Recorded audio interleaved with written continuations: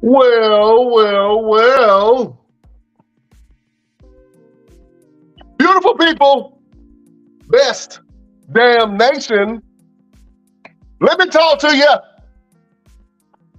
Uh, this is the Best Damn Wrestling Podcast.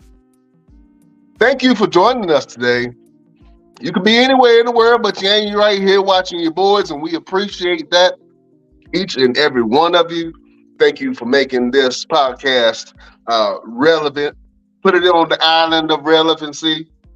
Uh, my name is Brian Renegade, and with me, I have the best damn crew. Uh, this man, his name is Mr. Everything. He is everything. He does everything. He's your mama's favorite wrestler, and he can whoop your daddy ass. Mr. Everything, Victor Andrews. Yo. First and foremost, I acknowledge the tribal chief, Roman Reigns. That's all I gotta say. That's all there is to Nope. be said, sir. The tribal chief reigns again.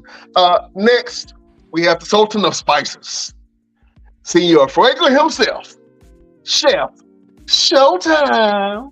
What's happening? What's good with you guys?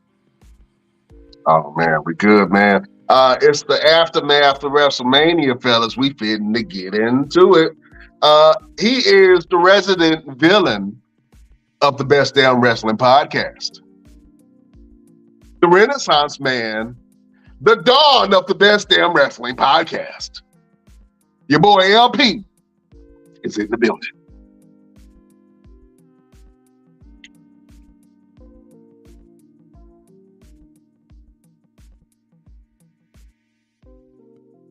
Yeah, man.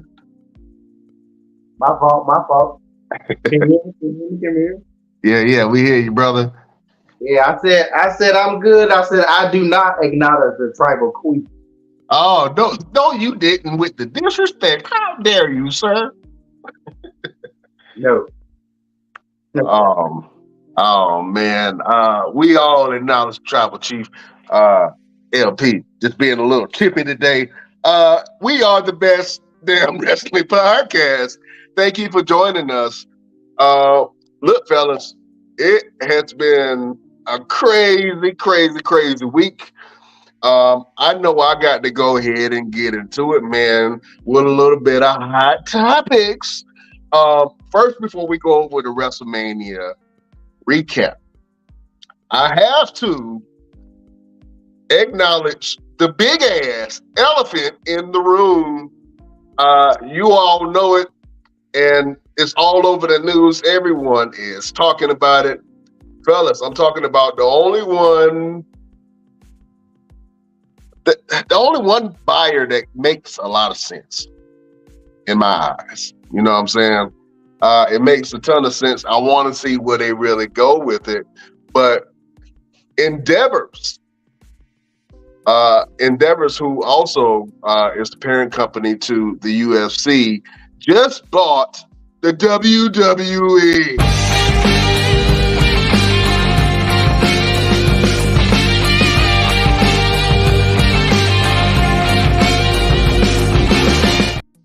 Oh man, you love to see it. I think this is going to be very interesting. This thing is all over the news. I really want to see some great crossovers, but I want to go around the room and see what you guys think about this whole thing.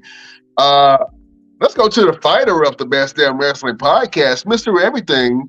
What do you think about Endeavors buying out the WWE? It's a very interesting combination. I mean, because you do have a lot of guys that come from the UFC. You have Matt Riddle, you have Brock Lesnar, you have Ronda Rousey.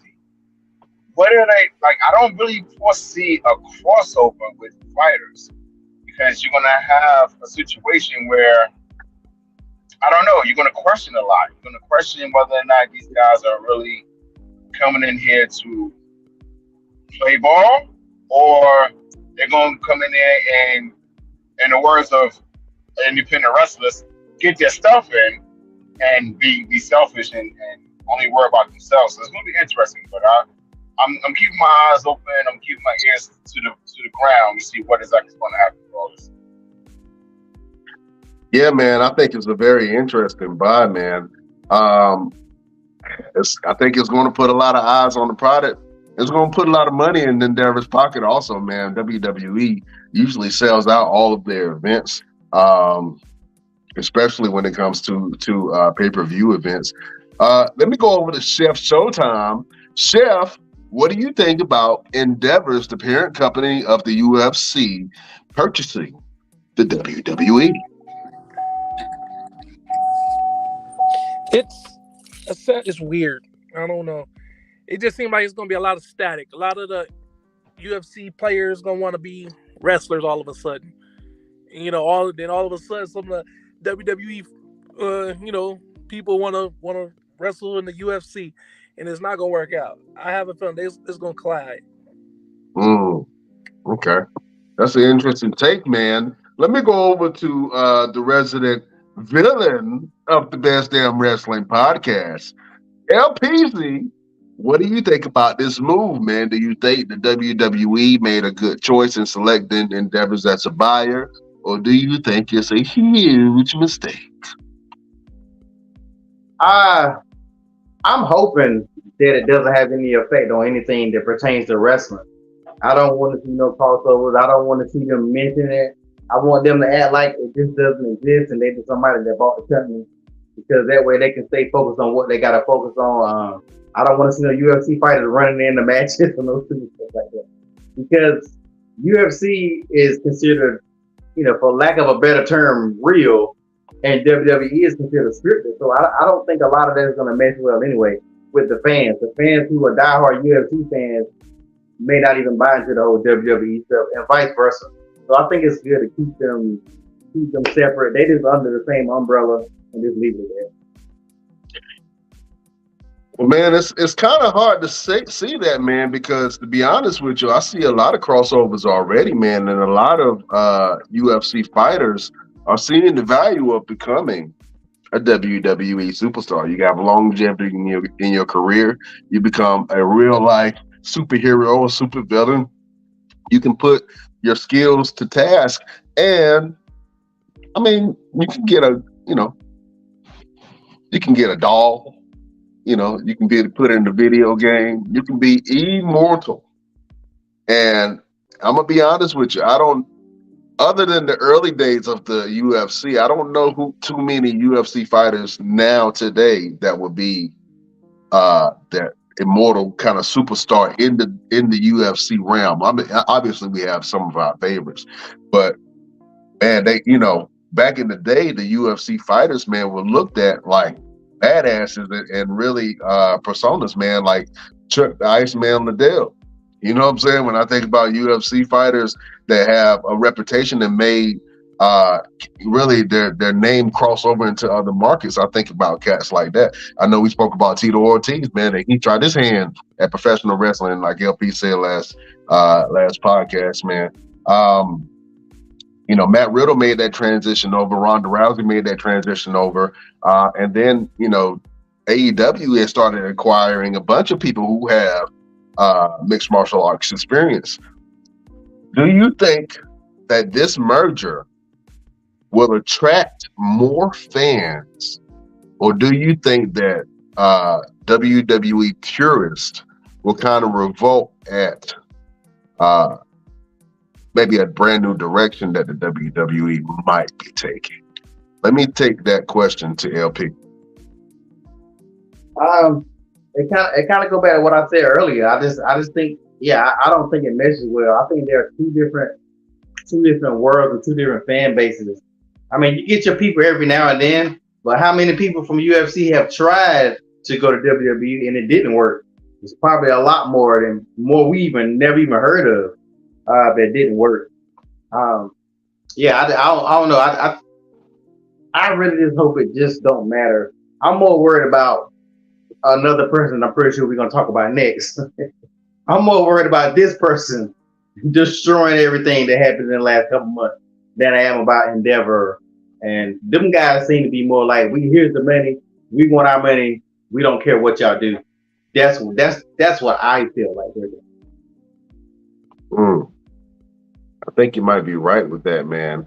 Well, if we have to talk about the Endeavors buyout, man, obviously we have to talk about the person who kind of spearheaded this whole thing, which is the one and only Vince McMahon. That's right, people. Vinnie Mac is back. Uh, and in all his glory as the thug that he is, Vince McMahon came out. And I told y'all that Vince McMahon said he was not leaving. I don't know. This man is bulletproof, Jack. I don't know. Let's talk about it real quick. Are you guys excited to see Vince McMahon back, man? This past Monday Night Raw, he was in the driver's seat again. Raw seemed to kind of it was exciting to me, but it was all over the place, and it wasn't really that many matches. You know what I'm saying? There was a lot of moments that happened, and it was really compounded throughout the entire show. What do you think about Vince McMahon's presence being back? Obviously, he said that he was going to be there to close the deal on the buyout for WWE. But I think it's a little bit more than that, man, because people say Vince is back. He's ripping up scripts again. He's changing things on the fly. You can tell during the show. You know what I'm saying? Everything was it felt really improv. A lot of the stuff, man.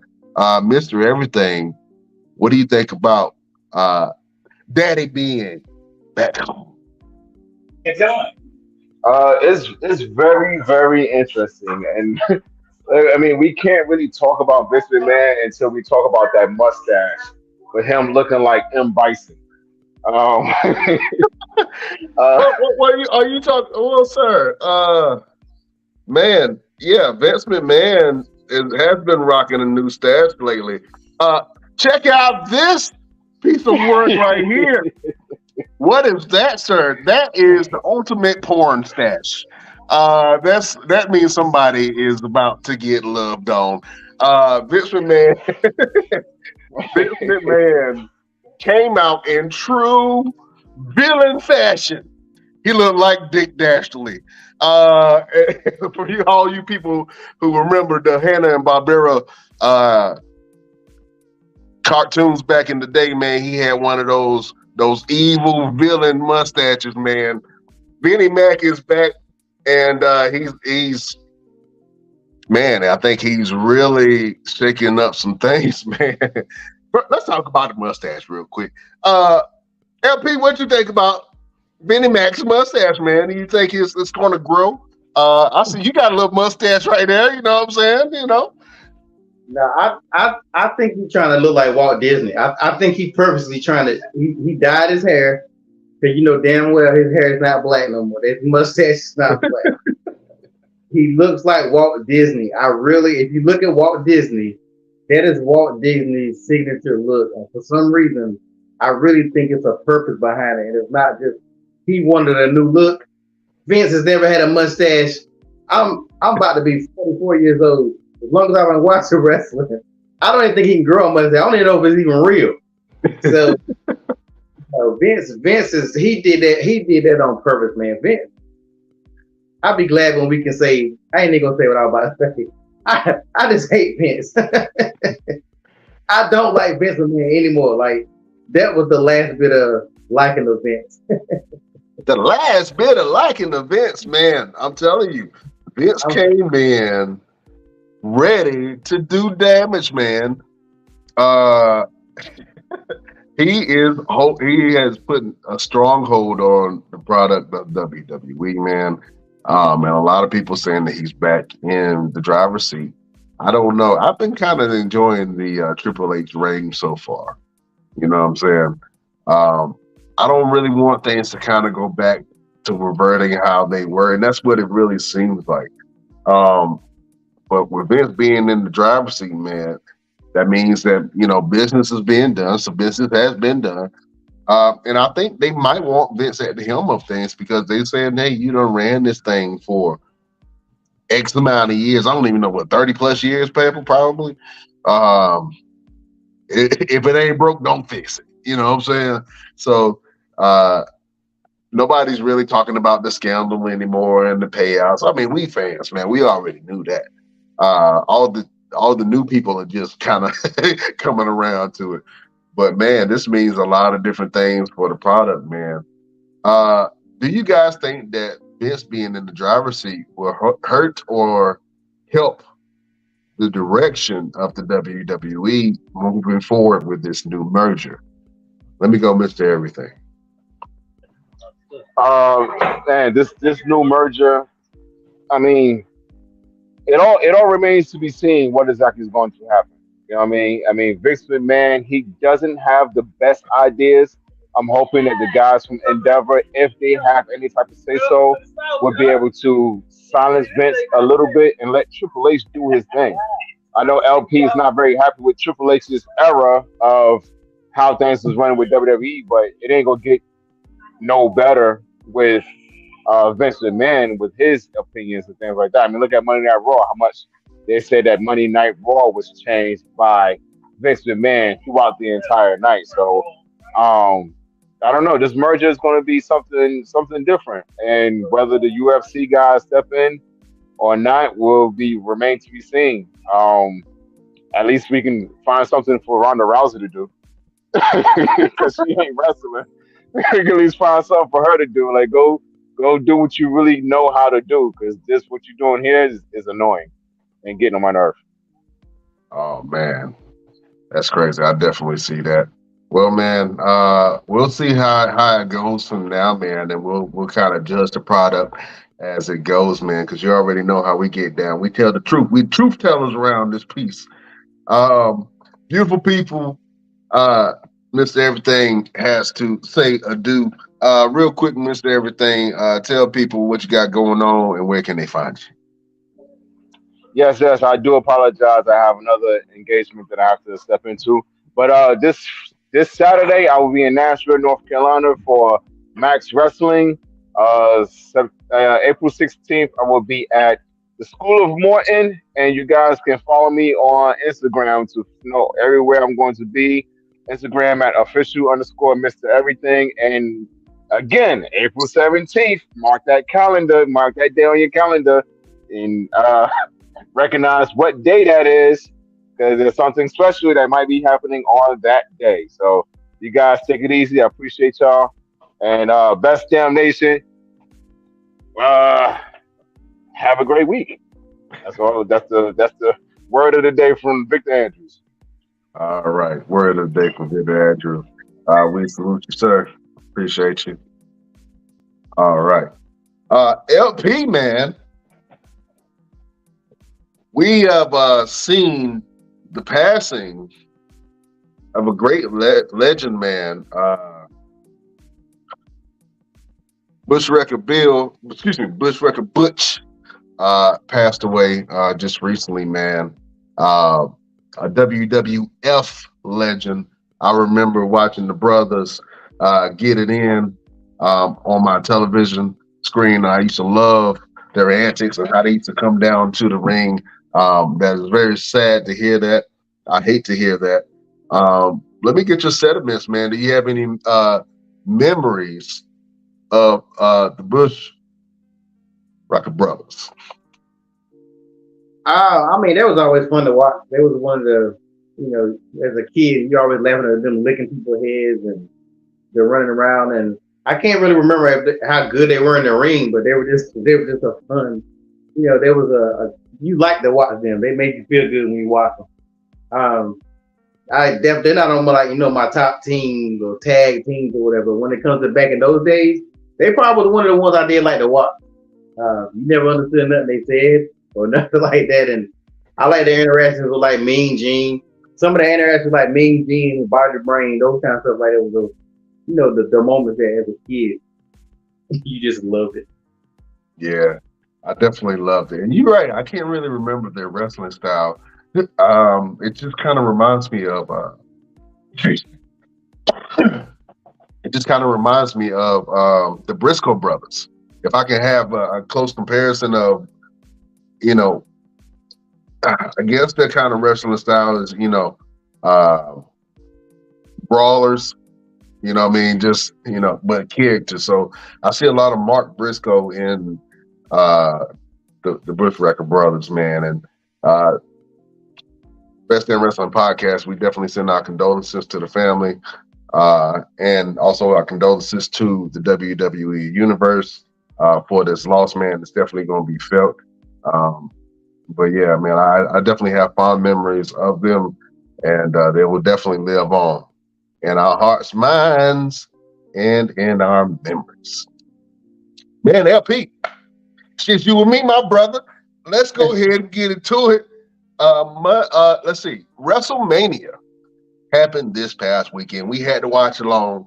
We all watched it. We commented on it. There was a lot of stuff that happened during that show, man.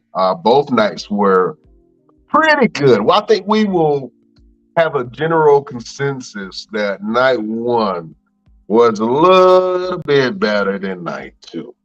But you know how we do it, man. With each and every event, beautiful people, prepare yourself. We got to go back to school and get this thing agreed. Excuse me, class. Class. Shut up! Wow! Oh, man. LPZ, let's do it like this. Night one, night two, and then overall event, man. What would you give night one by itself? What grade would you give night one of WrestleMania? I believe it or not, this is probably the first time since we've been doing this. I would give it an 8. Really? I think the first night, this was the best WrestleMania there's in a long time. So I would give the first night an 8. I mean, of course it wasn't perfect. No. But the bad matches which was only like really 2. But all the rest of the matches felt like a WrestleMania. The matches didn't feel like normal matches. You can tell they were putting in a little bit more effort because of the grandest stage of them all, as they say. Mm-hmm. I gotta get a first night at 8. Okay. You know what? I would give the first night at 8 too, man. All of the matches were hitting on all cylinders. Everything looked good. I didn't have no issues. I wasn't bored. I didn't really take a lot of bathroom breaks throughout the whole event. I thought that night one did wonders. And to be honest with you, on paper, night one looks like the weaker night. Other than John Cena being on the card. Night one, compared to night two, I think we were all really looking forward to night two. But, man, everybody on night one did an absolute amazing job. All right, sir. Night two. What would you give night two as far as a grade on the overall show, just in general, man? What you think?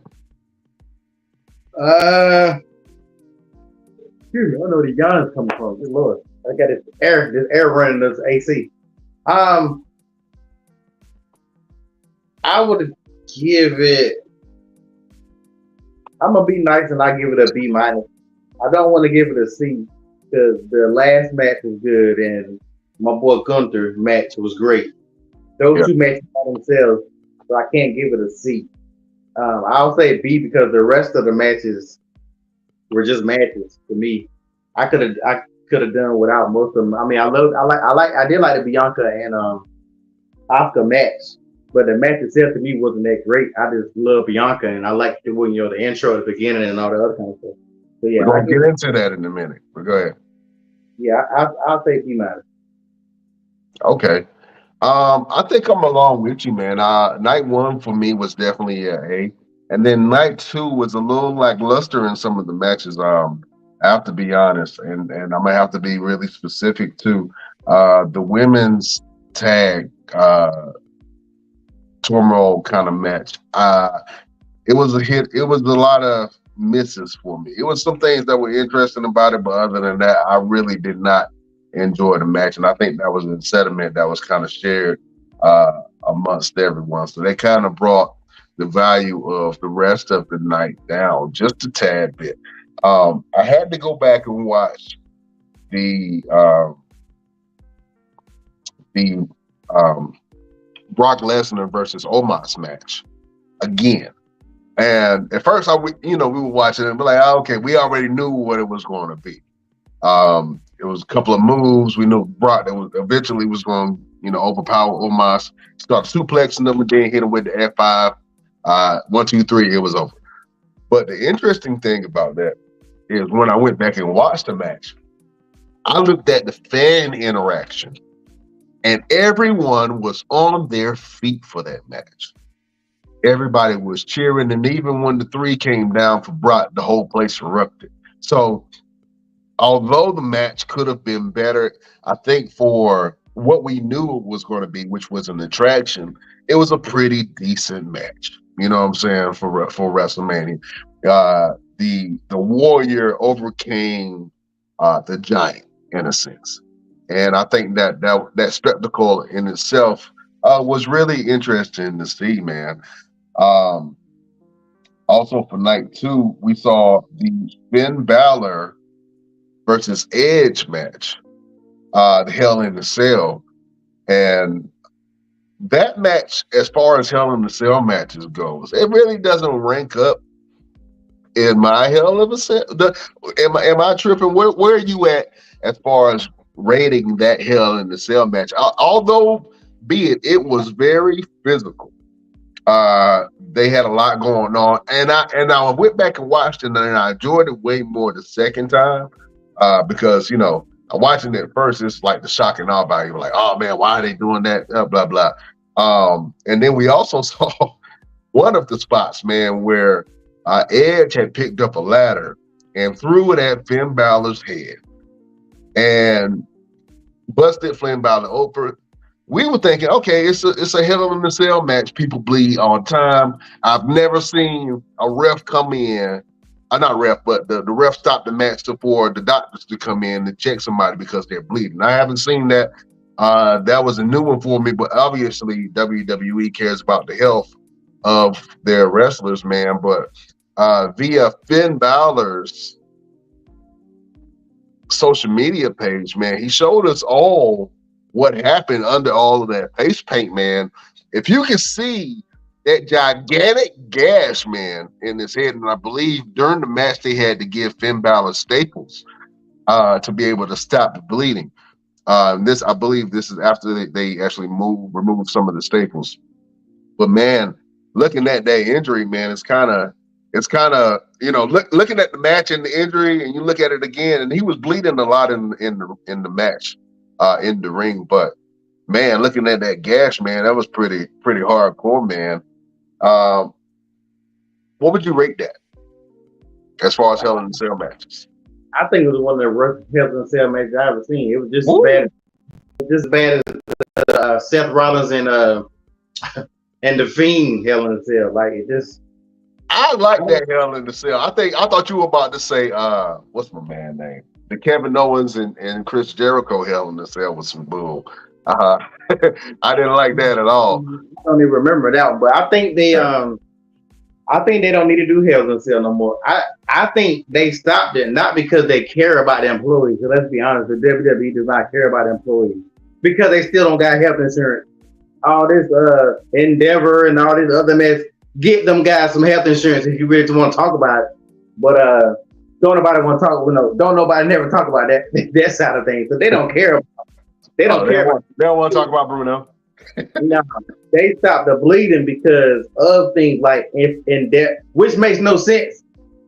UFC got blood all day long. So to be perfectly honest, if Endeavor is now taking over the same people on UFC, blood should come back like with a vengeance because that's his part. That's what happened. I think it slowed the pace of the match down. It just Finn Balor probably would have kept on going. They are wrestlers. That's what they do. I've seen worse. We grew up with Flair, Shawn Michaels, Stone Cold, mask all over the damn. It's bleeding all over the place. So I think it would have made that match better because the match itself wasn't that great to me. I felt like they made it a gimmick match. They had all the weapons and they were colored different colors and Yeah. that's not a Hell in a Cell. They didn't need no weapons. You see several Hell in a Cell where not one weapon was used, and it was a hell of a match. Use the cage, use the wrestling. So that's why I was highly disappointed in the match. And the Finn Balor should never bring the I'm about to say the beast, whatever he calls it, damn whatever his damn dark side is. He should never bring it out again. Demon. Oh. He should never bring the demon. The demon was an NXT thing because he has not won one time. I saw a post. I don't know if it's true. They say he has not won. The demon has not won one match since he went up to the main roster. So I don't know if that's true. It could be. I know he's won some matches, but he's the last 2-3 matches that he was the demon, he did not fare so well. I don't think he won on the main roster as that moniker. I might be right. It's a fact to look up on Google and see. But I was really disappointed. I mean, I don't know what Edge got next, especially with Vince doing whatever he's doing. I don't know, man. I'm I don't know. Oh man, like I said, I went back and watched it, and I enjoyed a lot of the spots. But then there were some things that were, I don't know. I just thought it could have been a little bit better. That concerto at the end though was pretty nice. I mean, you got to really be precise to not crush somebody's skull open. You know what I'm saying? With that concerto, man, and Edge does it the best. And I think that this might be the end of the Finn Balor Edge thing. God, I hope so. I really want to see Edge move on to some possible new competitors, man. And I would love to see them put a belt on Edge before he retires. You know what I'm saying? Let's go with that question. LP, do you want to see Edge hold the title before he retires? I don't think he needs to. And I'm a huge Edge fan.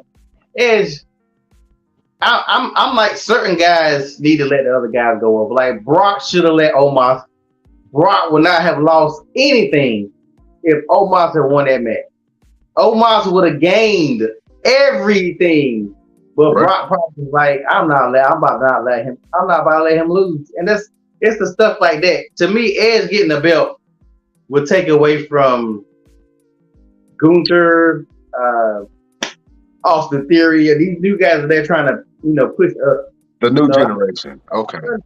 I don't see no belt he could get that would make sense. He definitely ain't gonna beat Roman. By no means is that gonna happen. Even though I don't think he's challenged Roman since he came back. I don't think.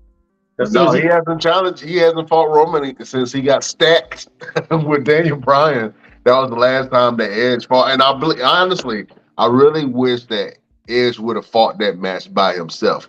Now, Daniel Bryan did help in a lot of aspects of that match, but just in general, I wanted to see Edge versus Roman and Edge have that one-on-one time. He never had that one-on-one time.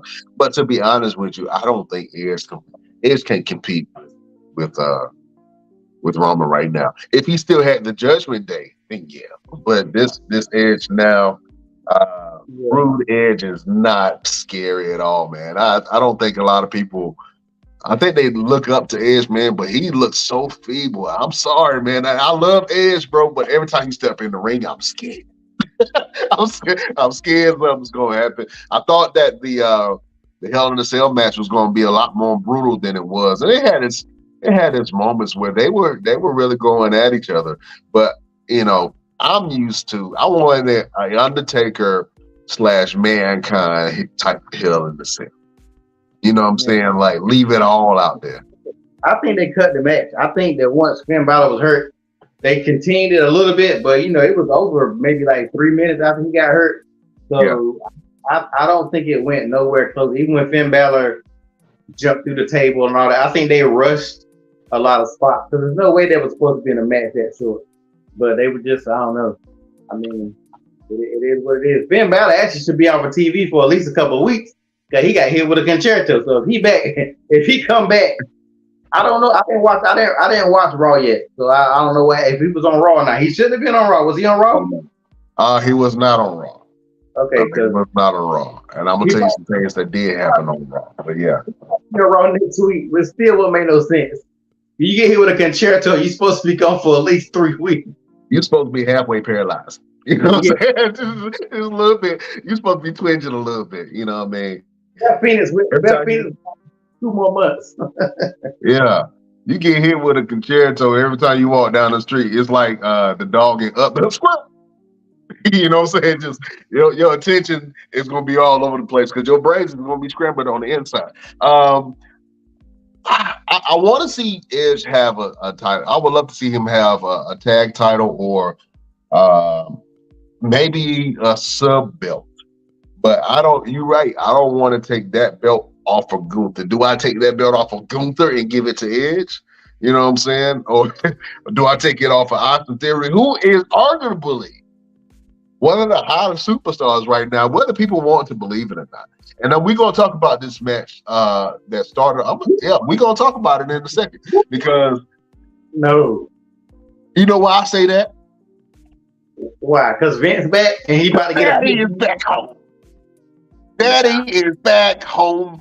Vince is back home, and Austin Theory had this smug smirk on his face, like, "Oh, you know what it is. I'm back in the place. I'm back in the business. Daddy is home." That would only hurt him. If Vince come back and start pushing him, and everybody knows why, it's not going to help him at all. The fans are definitely going to revolt, but I think that Austin Theory has what it takes to combat that. You know what I'm saying? Wow, he's been struggling since he got the belt. Austin Theory. Struggling how? Struggling is not. Yeah, okay. Nobody He has not been struggling in the ring. He's been pretty dominant in the ring as of late. I'm talking about wrestling. I'm talking about as a character. Nobody cares about him. If he don't show up for the next 3 months, nobody will be like, "Where's Austin Theory?" Like, he doesn't matter you look at the Gunther matters. Bobby Lashley matters. Like, these guys matter that if they're gone, you're going to be like, where they're at? You know, like AJ Styles matters. Everybody's like, where's AJ at? Austin Theory could take off the next 3 years with the belt. And nobody will be like, "Hey, y'all remember that one guy used to be here?" Like, in order for, I'm telling you, until Austin Theory gets a faction or something, this guy's never. He will have to do a lot to get me to say he's that guy. And I know he's a heel, but even as a heel, you still got to have some kind of fan. Fans can boo you and hate you. Like look at Dom. Dom is the most booed probably heel right now, but people still like Dom. Like, low key. The new Dom, the new prison Dom is over. He is over. Oh, okay. All right. So fans, if you haven't watched WrestleMania, go back. We're going to jump all over the place because there's so much stuff that's kind of congealed into each other. Let's start with the first match of night one, which was John Cena versus Austin Theory, since we're already talking about Austin Theory. Now, John Cena has said to Austin Theory, whether you win or lose, you still will not be relevant.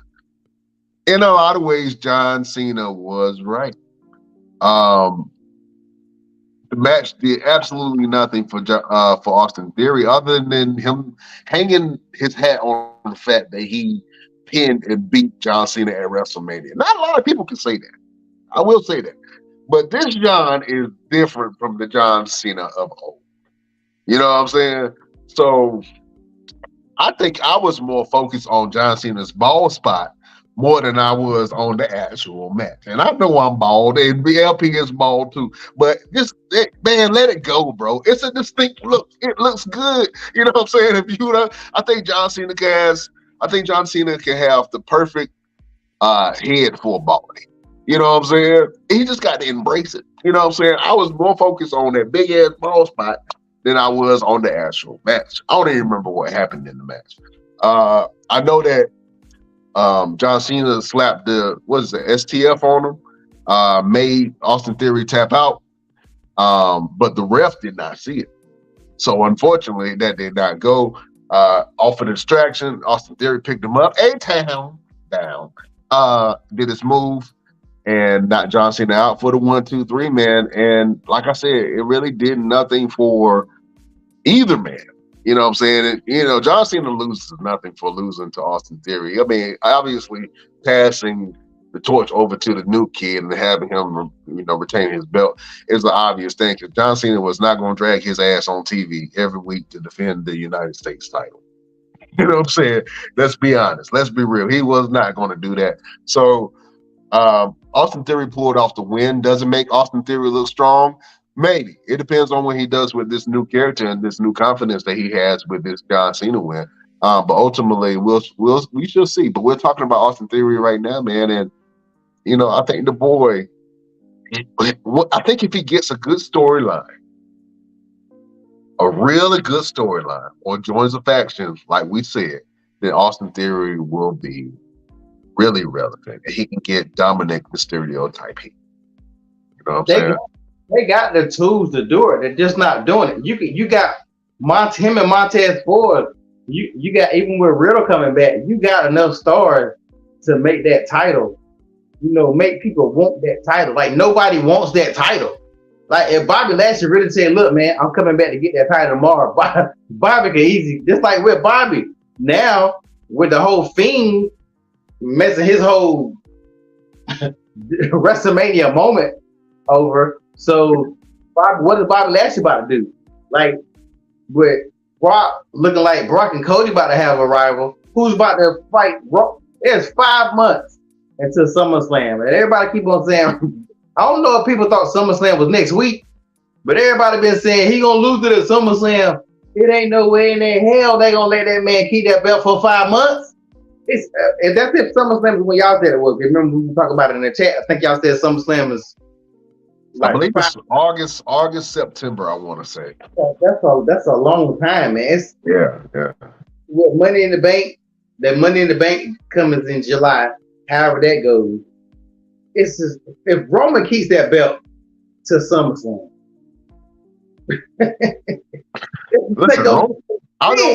Listen, I think Triple H kind of confirmed it in the press conference, man. I don't think they are going to take that belt off of Roman anytime soon. I know the last podcast we talked about, and I don't want to bounce around because we're going to go back to the Roman versus Cody fight and then what happened on Monday Night Raw. I got to tell you all about that. I got all the juicy gossip, but I don't think that they're going to take that belt off of Roman. Now, I know the last podcast we were talking about them keeping the belt on Roman for the next, for him to be able to reach that 1,000-day mark. And Roman Reigns said in the press conference, he was like, "Man, we thought about the 1,000-day mark like a couple of months ago. Y'all just now on this. We thinking about a couple of years from now."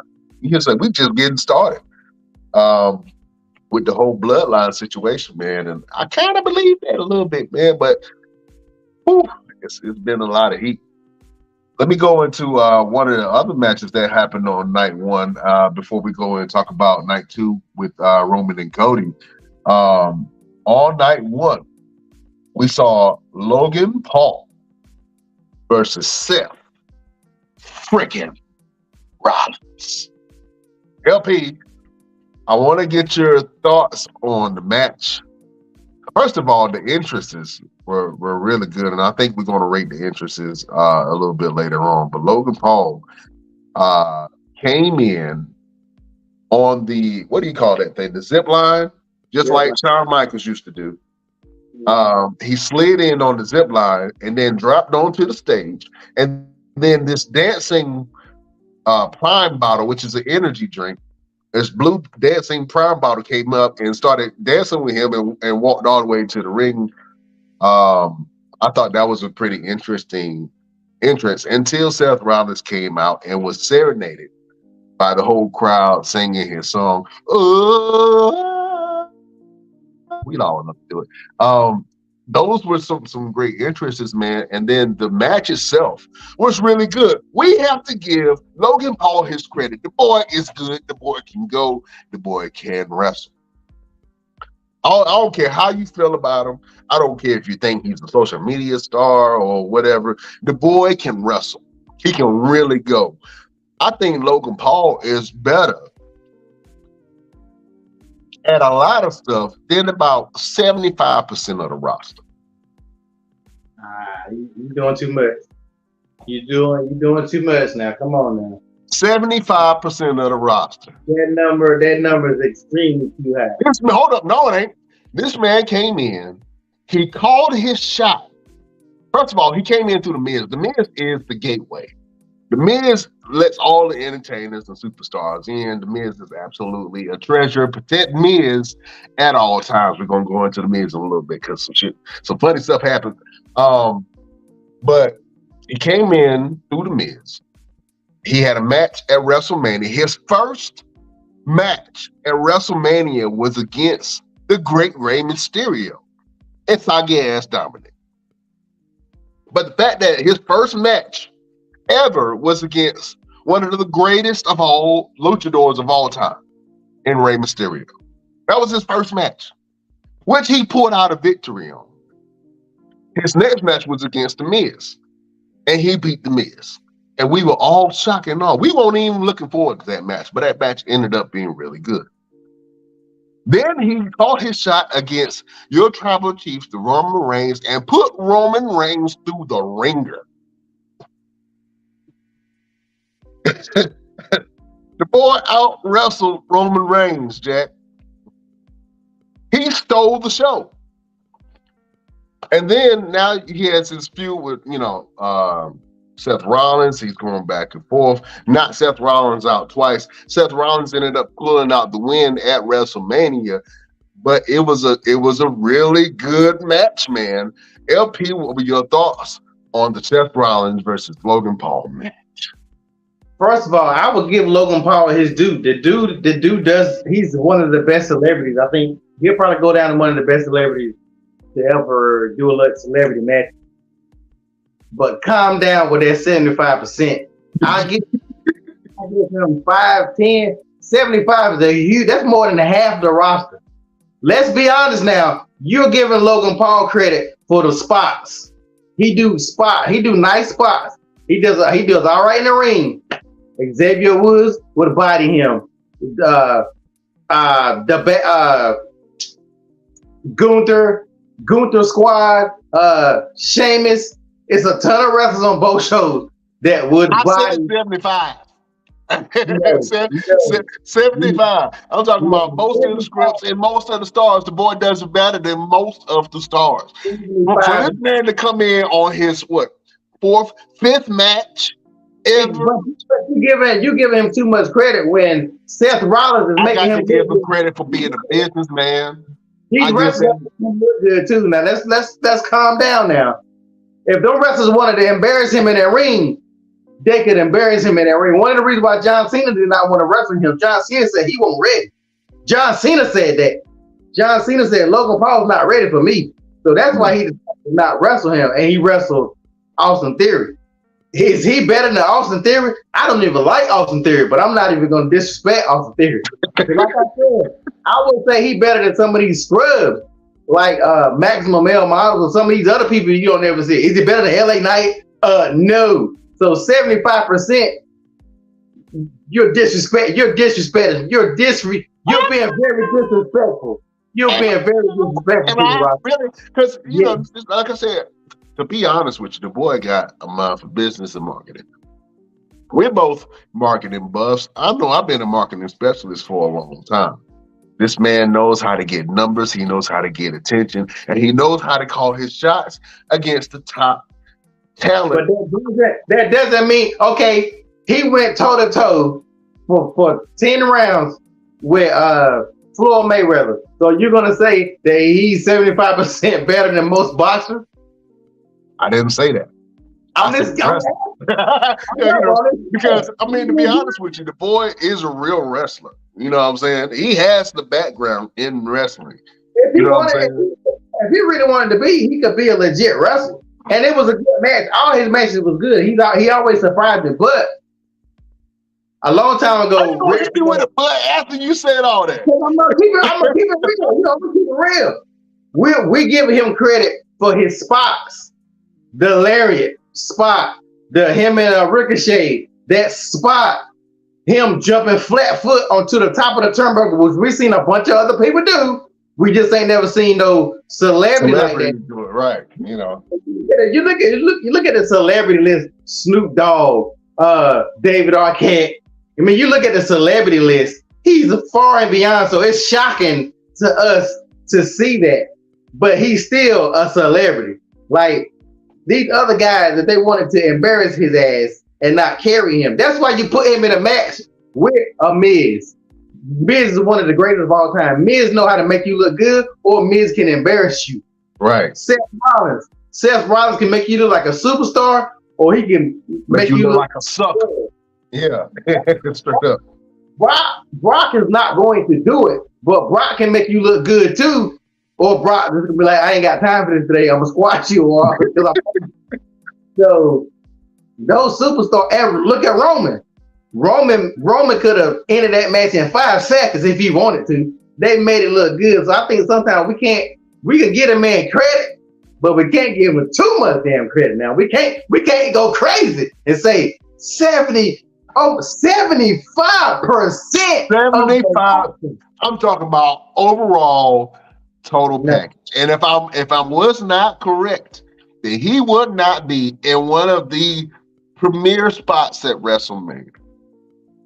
No, he's in one of the premier spots of it. If there was other celebrities, look at Bad Bunny. Bad Bunny did great too. And I'm not discounting Bad Bunny at all, but Bad Bunny has not had a one-on-one match. I'm just saying Bad Bunny was the measuring stick until Logan Paul showed up. But if Bad Bunny could go like Logan Paul, Bad Bunny would have been in the same situation. Logan Paul is just that kid is very athletic. And you can tell he takes it serious. Whatever he does, he trains. You can tell he trained with whoever he trained with. Because I know wrestling, I would never definitely say I could go out and do it. I can't do none of that mess. But if you're a natural, even being a natural athlete, you don't always pick it up. Look at a lot of the people who try to not pick it up. He's just a guy that, he just can. But I'm not. If he would have came out and just started being a wrestler, I would give him more credit. But I'm not gonna give him credit for being a wrestler. And he jumped in. And you can't listen. You can't say that. Oh yeah, he's been in the ring with some of the best in the industry.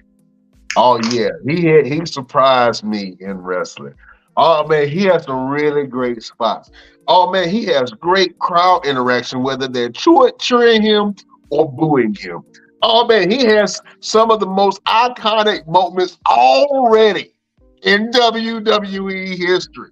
You cannot go back and say, but he ain't a real wrestler. I'm just gonna, you know what I'm saying? And after his fight with Seth, you got to give him credit, man. He playing with it.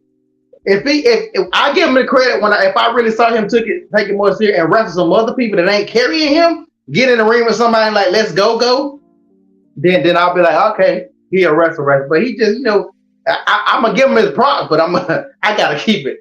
I gotta keep it the buck, man. I'll say maybe 75% of the female division, maybe the female. And hell, some of them, well, Bianca, Bailey, Becky, Charlotte, out of the WWE right now, those 4, oh no, them, nah.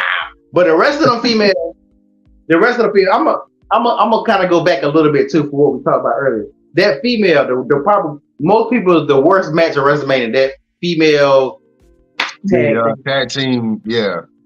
If those females had that opportunity to show out in that match, like that was their chance. Your girl Rodriguez, and I've seen people say she was much better in NXT when she was a heel and all the other kind of stuff. Like that was the match where they could have really showed we the truth, and they made it a SmackDown match. Becky not Becky. Ronda didn't even do. Ronda wasn't even in the match. I don't know if Ronda hurt or what. Ronda just came in, did an armbar, and that was it. Like she getting them easy checks. So it's like, first of all, Ronda's makeup was absolutely horrible. I don't know who did that. it's Bull all, to her face. I don't know if she was going for one of the it clowns, or I don't know if she was going for like God of War type makeup. I don't know. I don't know what that was, man. That makeup was absolutely horrible. It did nothing for her. And then you're right. Every time Ronda comes out, she just she looked like she about to mess something up. And I just hate it. I really hate it, man. I think one of the reasons why the match that should have been her versus Shayna Baszler. But I think you know why they're not doing that. Those two can't wrestle together. They need Ronda needs a Becky Lynch or Shayna. They need the people to play off of them. Just like I said about Logan, if you don't have those people to make you look good, if Shayna Baszler and Ronda had a match, that'd probably be one of the worst matches. If they fought for real, that'd be good. UFC fight, that'd be good. Fight, that'd be good, yeah. But if they wrestled, it'll be horrible, and that's why they won't let them wrestle each other. That you think about that, Shayna Baszler versus Ronda Rousey, that's a WrestleMania match. That is a WrestleMania match, and they should have went with that. I mean, I'm gonna be honest with you, but for some reason they go for the tag titles, and I guess a lot of these teams are trying to put more prestige on the tag titles. I know right now Becky Lynch and Lita has that belt. Are they doing something with it? I don't know where this is going. I really hope to see a stronger team take that off, but right now they hold it in the belts, and I mean, that's really making them relevant on the roster right now. Let me go to one of my favorite matches of the night, and actually, I probably have to put this match way up there at number 1, number 2. The Charlotte Flair versus Rhea Ripley match was my favorite match of night 1, and I believe I gotta put it up there as my number 1 match, man. That match was absolutely amazing. It was a great match. It was hard hitting. It was everything that I wanted.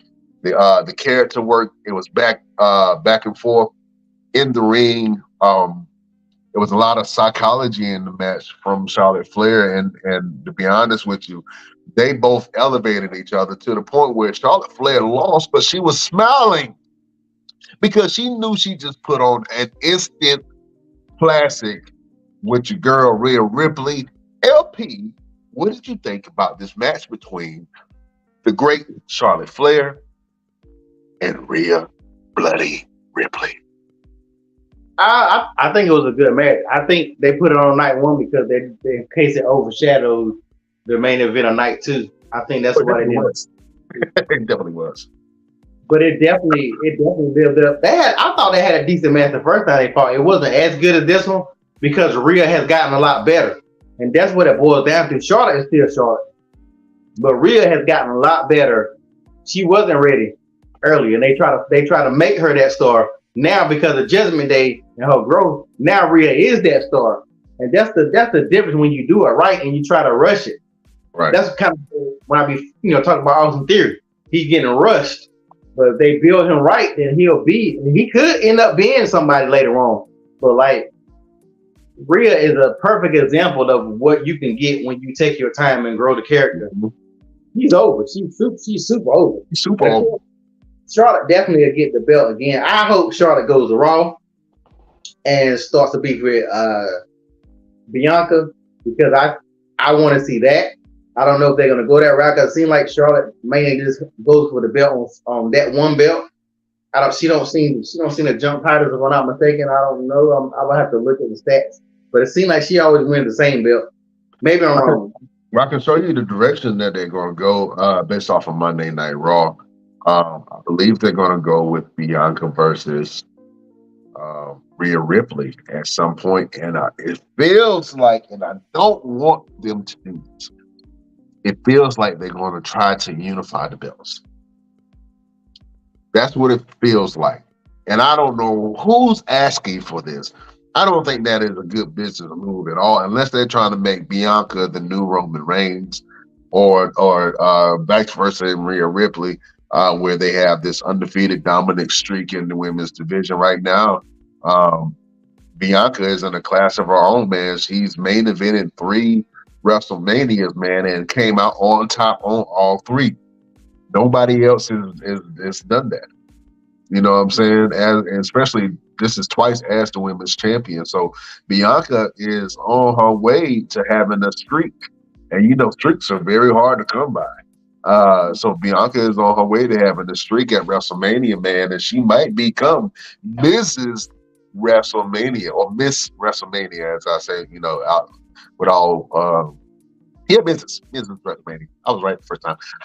But they might try to go in that direction, but I don't want to see that. I want to see Rhea really defend her belt definitively on SmackDown. SmackDown, I think, needs to shake up in the women's division anyway. They need to move some people around just so we can have some fresh matches and some fresh faces really come into this fight. But like I said, Rhea Ripley versus Charlotte Flair was my match of WrestleMania. I thought that match was absolutely amazing, man, for the women, and I think they did their thing on that match.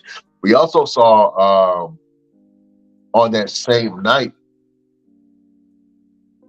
the Usos versus Sami Zayn and KO. Man, was that an emotional fight, especially the ending with Sami Zayn. At the end of the match, Sami Zayn hit Jey Uso with a haluva kick. Jey kind of crumbled into his arms. He threw him back to the ropes, hit him with again, with a haluva kick. He fell again, threw him back to the ropes, and then finished him off. I don't really remember a lot of Sami finishers, but this haluva kick and Sami is now finishing off people, man. He's really looking like a champion.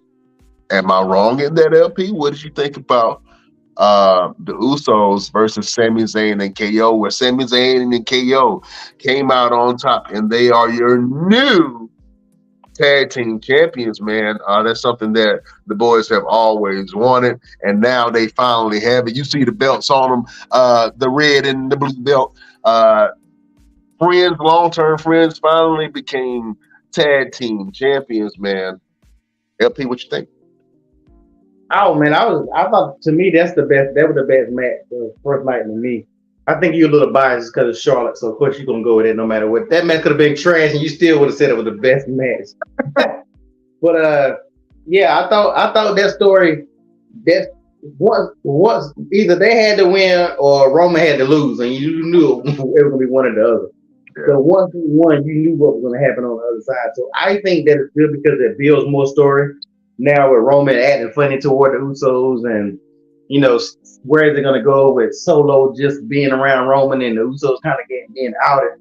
So it still adds more story. I'm hoping that they still take one of the belts off of them. I don't like the 2-belt thing.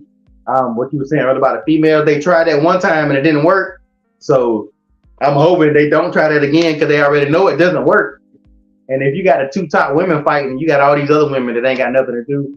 One of my biggest gripes about a tag division is you got these great tag teams, and you only can have one group at a time fighting for it. That turmoil match should have been for one of the belts. They really should have took one of the belts and had and then the Street Profits could have had a belt. But yeah, it definitely was a good match. I want to see where it's gonna go. That's why I'm hoping Vince is gonna come in and start some stuff. Vince can really destroy the WWE right now by doing the mess he was doing. Because I know the ratings are definitely going up since he's been gone.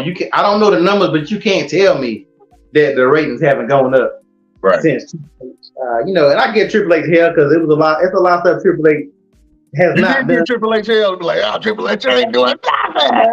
Yeah, I stand by. He still a lot of them call-ups have still not done nothing. So, a lot of that stuff, but the stories, the stuff that they've been having with the Bloodline and Sami and all that stuff has been solid throughout all of this. Has been solid.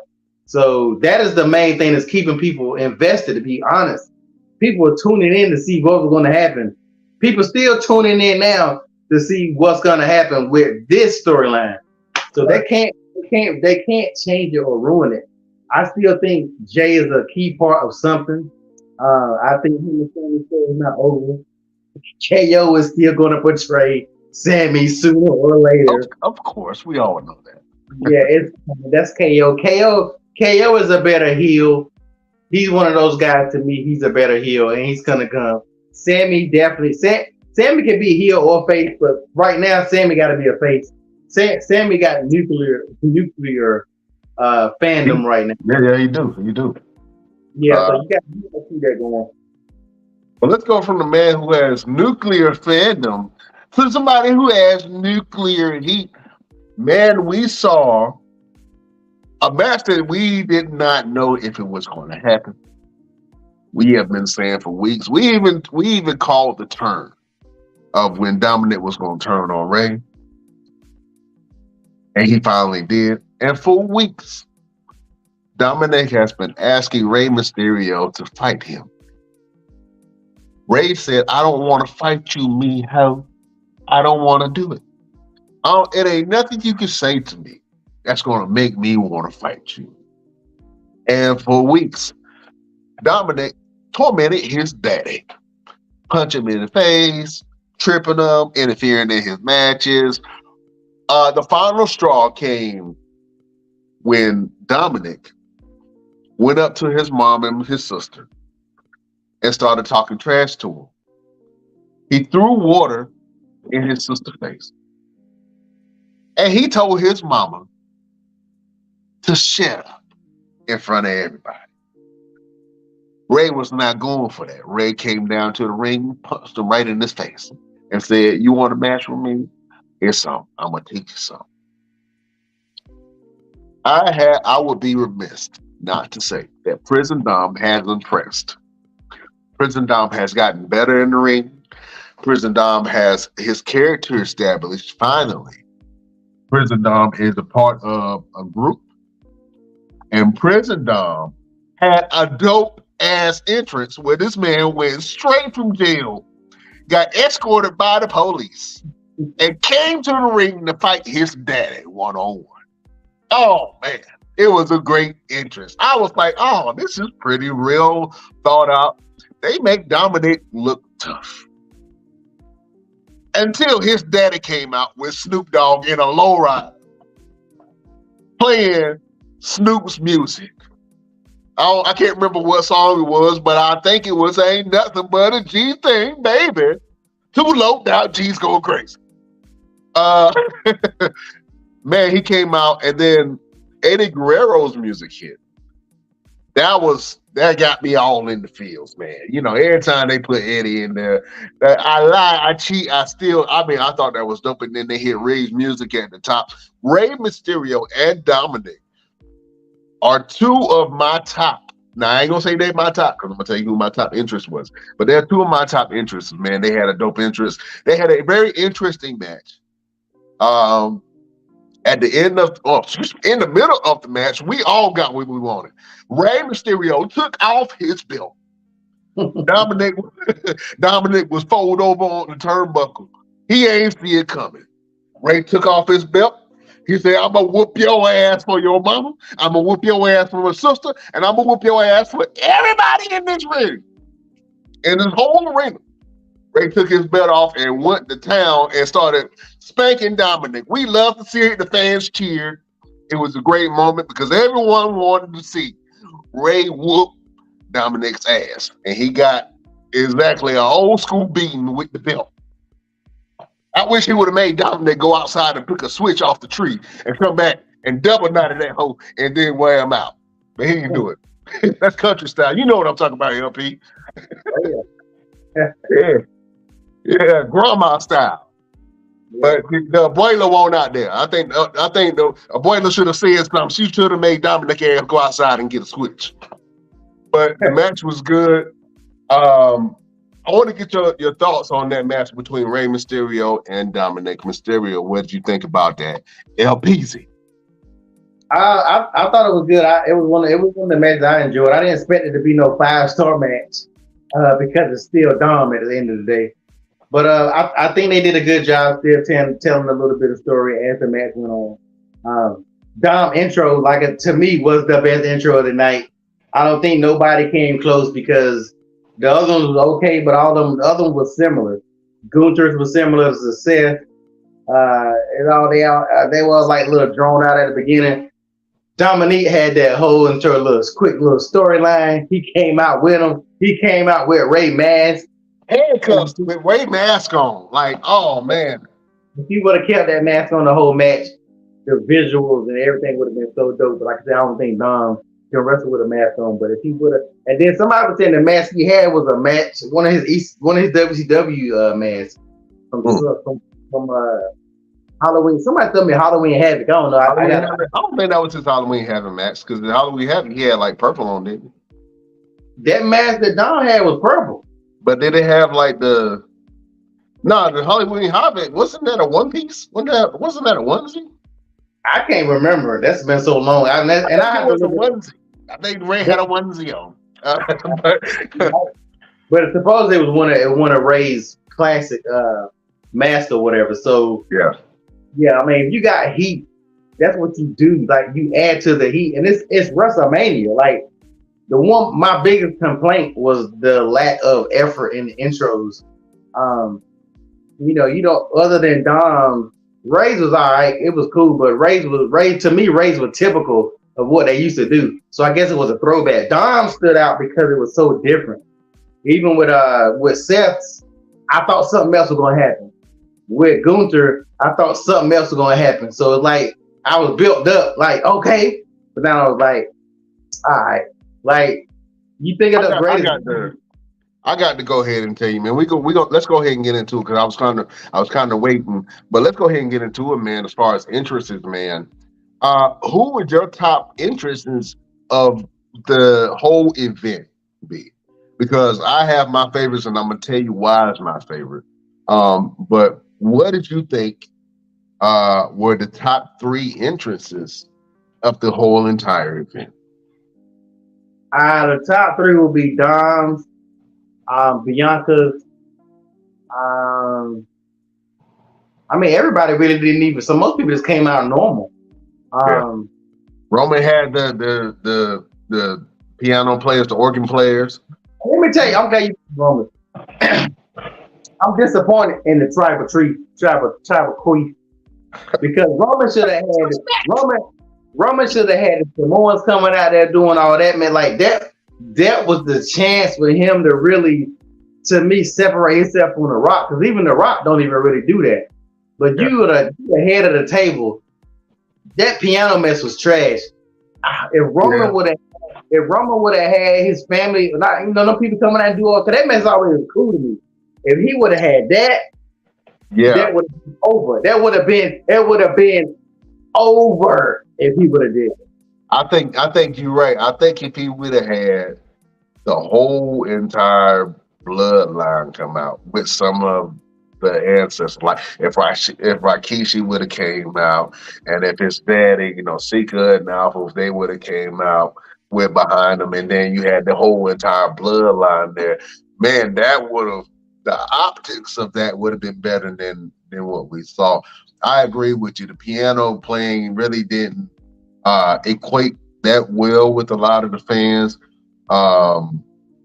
Cody's entrance was really good, but he always got like $5 million worth of pyro every time he come out. So what I'm saying, was it special? I don't know. It was good to see that. So you said who are your top 3? I know you said that you put Dom, Bianca, and I guess I'll say Gunther because I can't really think of nobody else that really had nothing that stood out. Even Charlotte, I was shocked. I thought she would come out rogue out. I was like, come on now, you're not gonna go out with like, come on, like your daddy, come on. Charlotte was very tame for some reason for me. Yeah. Charlotte was very much tame, sir. Even Ballas, Edge. I would say Edge, but he didn't do nothing. I thought the Brood was going to come out, and they did not. I think Edge's interest was okay. He had the mask on, the what do you call it? The skull. don't know what the hell that is. There's nothing to do with no What vampire. is it? What's the little thing that hangs from the ceiling during party? What's it? A mirror ball? Disco A ball. disco ball. He had a skull disco ball mask on and Yeah. some weird looking wings, and it was just I don't know. I didn't quite get it all the way. Them Dollar Tree, them Party City wings. Yeah, Party City wings. He had the Party City wings. He went to Dollar Tree and got the wings from Dollar Tree and just stuck them together. Y'all got way too much money for them bull crap wings. Way too much money, man. I have to say, and there was a lot of entrances, man, that really caught my eye. Like I just mentioned, Dominic's entrance was really good. Rey Mysterio's entrance was absolutely legend. But I have to say that my favorite entrance has to be the Bianca Belair entrance with the dance troupe from Compton. The little girls came on stage. They started dancing. They was killing it. I was like, oh snap! I was out there bouncing. I had my imaginary, imaginary ponytail. I was swinging it. I was with it. You know what I'm saying? I was like, oh man, this is dope. The interesting thing about that, there was a little girl at the end who was a contortionist, and she rolled her body like through the group of girls, and then stood up, and then just started. She did this back bend, and it was really, I was like, oh man, this little girl is really talented, really good. Until you heard the backstory of what happened, the little girl, and I'm gonna show a picture of it, man. This is why representation matters, man. This little girl right here, she performed, she was a contortionist, her whole troupe killed it. But the morning of one of the biggest performances of her life, her mother died.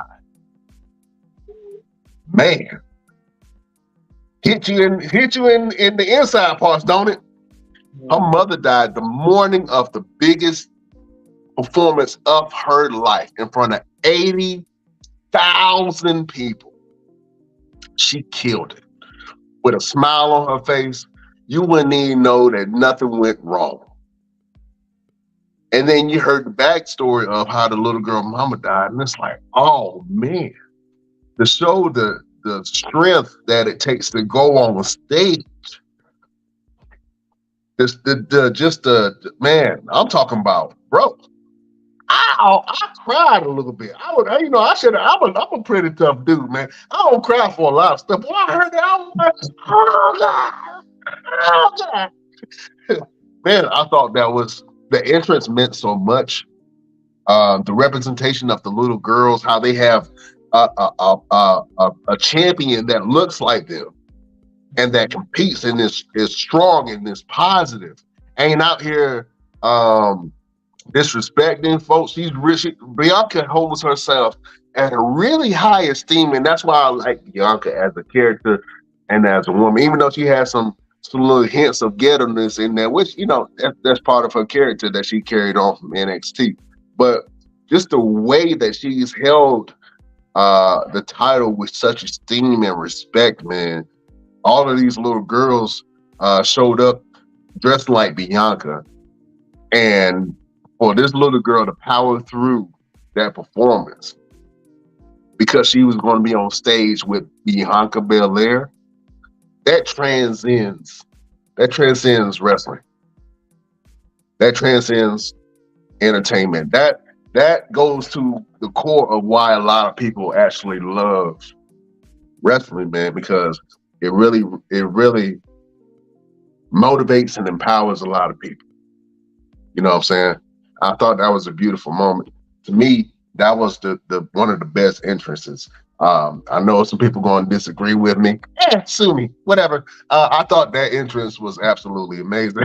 I thought it was good, man. And of course, you have Seth Rollins when he came out. He had the Shawn Michaels pink. What do you call it? I don't even know what you called it. It was like a collar shirt that was all pink, reminiscent of Shawn Michaels, and Jeff Jarrett has wore the same thing before also. I thought Seth Rollins, he always has a great entrance, man, to me. Seth Rollins, how the fans serenade him. There's only so many wrestlers where people actually sing a wrestler in. And Seth Rollins definitely commands the voice of all of the fans, man. And I know he sat there and soaked in that moment of everybody singing his song. I thought he had an absolutely great entrance also, man. But yeah, my top got to be Bianca. Number 2 is Rey Mysterio. Number 3, Dominic. Dominic had a most really surprising entrance, man. Real quick, LP, man, before we end the night, I want to talk about the Drew versus Gunther versus Sheamus match. This match was a very hard-hitting match. It was one of the best matches on the entire WrestleMania card on both nights. The boys went at it, as Big E would say. Big men slapping meat. You heard the chops all the way, all over the world, man. They were going at it. Gunther was chopping everybody. Drew was chopping Gunther. Drew got a heavy hand too, man. Drew chops look like they hurt. You know what I'm saying? They was going at it. Real quick, LPZ, what did you think about this match? Did it hold up to the hype? And what is this rank on your WrestleMania card of best matches of the night? It definitely ranks up there. It probably was the second best Saturday for Sunday. I have to think if I had to rank all shows, both shows back to back. But yeah, I think it stood up. I think they made the smart decision making it a triple threat. I think that if it was one-on-one with any one of them, it would have been a good match, but it wouldn't have been as good. I think with all three of them, that was a good story.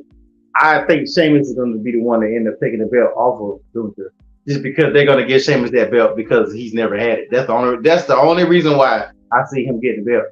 But yeah, I mean, Gunther is moving up in the ranks. The more he does, the more people. Ever since the Rumble, like I said, people have been waking up and seeing that this guy is pretty. He's pretty good. If you really paying attention, his body shape is changing as well. He's getting more cut. I noticed that in this the last match. I think he's trying to, because with Gunther, he's supposed to be a power guy, but he really is not. He really is just a good wrestler. He's not they try to make him like he's not a Bobby Lashley. Wow. Yeah, he's not a power guy. He's just an old school. And to me, he reminds me like an old school wrestler. And that's why I think people like it. And even his whole persona is like, who's gonna step up? Which one are you gonna step up to the challenge? Like he be talking like if you want this belt, we gotta fight for it. So, and this like typical triple threat matches, one person is out majority of the time, the other people are wrestling. But they did a good job, man. You can't fake them chops. Like that's one thing about everything in wrestling. You can fake the hits. You know how to take them bumps. You can't do nothing with them chops. If somebody slap you across your chest with their full mic, you feel every bit of that. Like I couldn't imagine being slapped across the chest by Sheamus or Drew or even Gunther. Like I would take one. I don't know if you ever watched those people do those slap contests when they be slapping each other back and forth. Imagine being slapped by Gunther or somebody. You'd be asleep. So, big ups to all of them for taking them brutal chops to their bodies, man, because that was probably some internal bleeding might have went down when the match was over. Oh, I for sure saw some bleeding under the skin with a couple of those cats, man. The chops were absolutely horrendous, man. Like they were just going at each other, man, and that's what I really want to see. I want to see a brawl. I want to see a fight. I don't want to see nothing friendly about nothing. I wanted to be definitive, man, and actually the match was really good. Gunther ended up pulling off the win like the ring general that he is. I thought that was a great match, man, and it was one of my top matches for the WrestleMania card. Couple of honorable mentions, man. Pat McAfee and The Miz happened on night one. I was happy to see Pat McAfee back. Every time I see Pat back, it's always a great moment. He put paws on The Miz, you know what I'm saying? And then hit him with a punt kick, knocked Miz out 1, 2, 3 cold. It was a great moment for me. Another great moment that actually happened on night two. And I know I want to talk about it real quick before we end the show, man. But the Miz was in the ring, and then Snoop, he was having some banter back and forth with Snoop, where he felt like Snoop kind of disrespected him a little bit, and Snoop was like, "You know what? I got somebody for you." Next thing you hear, "Here comes the money! Here comes the money!" Shane McMahon came back in all his glory, man. Shane had some hot sneakers on, ran down to the ring to a big pop, man. Everybody absolutely lost their mind when Shane McMahon came into the ring. Shane was like, "Look, Snoop, don't worry about it. I got this." It was so... Soon as the match started, Shane started throwing them uncoordinated punches. Backing Miz up into the corner. He threw Miz against the rope. I don't know what happened. I think Shane tried to do like a leapfrog and came down wrong and blew out his first quad. Then he got up and then fell again. I don't know if he blew out his second quad, but I knew that first one was a no-go. He looked like a transformer. He was like a Decepticon. I was like, man, he blew out his quad. He blew out his knee, man. It was bad. He looked, and Shane is about how old? Like 50 something? Yeah, he like 53. 50, 52, 53? Yeah. Man, when he blew out his quads, you know, anybody in that moment would be like, I don't know what I do next, man. Snoop Dogg stepped up. He was like, "Oh no, I know you ain't just dropped my homeboy like that." You know what I'm saying? Snoop was like, "Nah, man, that ain't gonna happen." And Snoop snuck the Miz. Hit him with a real soft soggy punch, but Miz went down. Then he got up again. Snoop hit him with another punch to the jaw, knocked him out cold. I believe referee Jessica Carr said, "Hey, Snoop, do the people's elbow. Do the people's elbow." Snoop proceeded to do the Snoop people's elbow. He bounced against the ring ropes real gingerly, right? It's like he did not want to hurt his back. He just softly bounced against the ropes, and he did this. First of all, the elbow wasn't a bad elbow. It looked pretty stiff. It was a solid elbow, as far as elbows are concerned. But he did the Snoop people's elbow, man. The fans went crazy for that moment. He saved the segment, but man, Shane McMahon came in and grand closing, man.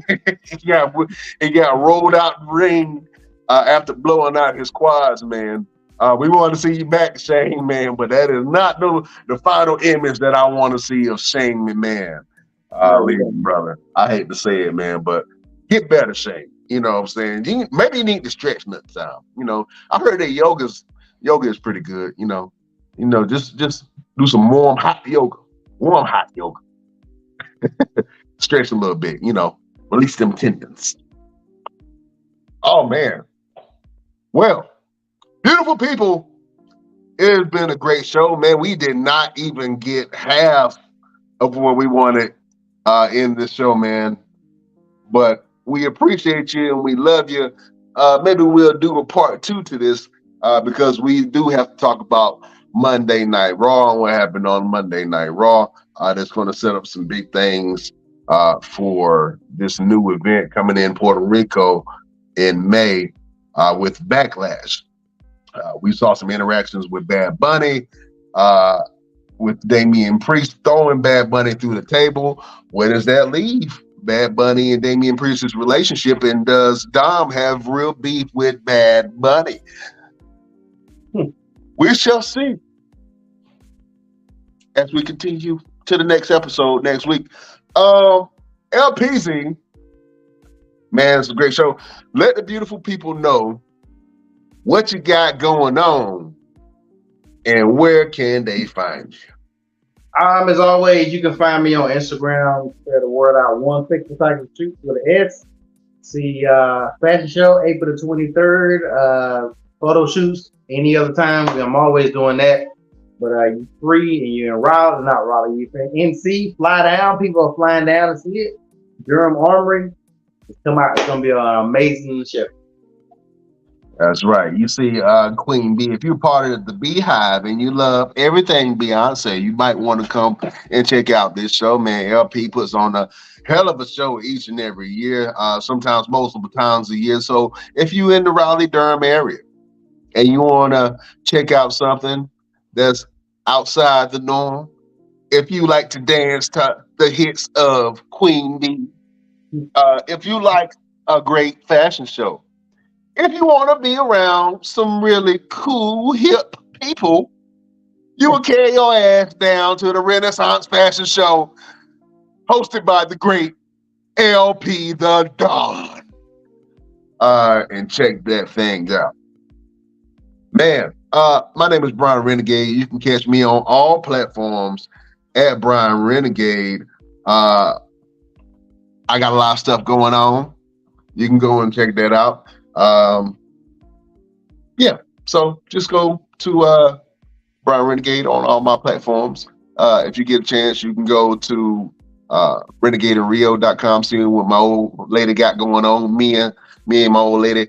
And then if you want to donate to a good cause, you can go to blueheartsforautism.com. They got all kind of stuff there for you. But if you want to support the show, as I know each and every one of you love to do, first of all, let me acknowledge this. We just hit over 1.2 million impressions on our content. That is impressive. We haven't even been around that long, but we've been doing this thing for a while. And that just happened to kind of like in the week kind of thing. So, man, we are growing, LP. You hear me, boy? We are growing.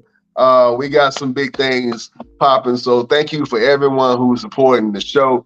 Thank you for our growth. We got some new avenues that we are adventuring on. So thank you for supporting us. If you want to continue to support the show, you can go to our social media.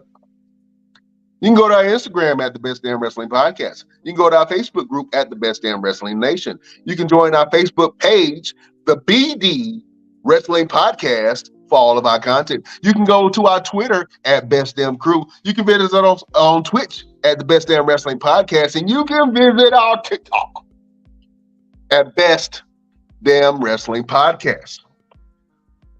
If you want to contribute financially to the show, $5. As little as $5. You can join the Best Damn Nation. Check out our exclusive content that we have, interviews, and you can get all kind of goodies. We got bags, we got shirts, we got hats, we got hoodies, we got all kind of goodies for your pleasure. So go down there to our Patreon, www.patreon.com/the Best Damn Wrestling Podcast, to support the show. Man, LP, you are a gentleman and a scholar, sir. Leave the people with the final word. Final word. Smile through the pain. Smile through the pain, because it's always going to get better. You know what I'm saying? You survived 100% of everything that you've been through, because you're alive and you're kicking and you're progressing with your life. So smile through the pain, as the great LP has said. Beautiful people, my advice will be, before you do anything strenuous, before you do any activity, make sure you stretch. You know what I'm saying? A good stretch. I always do. You good stretch in the morning, stretch at night before you go to bed. You know what I'm saying? Because the last thing that you want to do is blow out your quad doing a jump like Shane McMahon did. I hate to say it, but beautiful people, thank you for joining us. We will see you next week on the next Best Damn Wrestling Podcast. LP, Can't wait till you have your fashion show, sir. We are looking forward to seeing that. Beautiful people, we bid you adieu.